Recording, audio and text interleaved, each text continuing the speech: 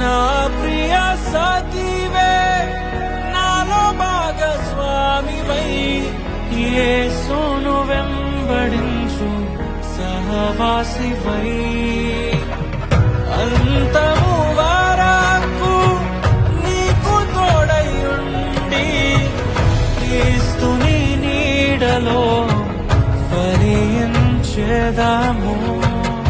పరలోక సాక్షిగా నీ సన్నిధిలో నేను పరమాత్ముని కార్యముగా ఈ యాత్రను కొనసాగింతును.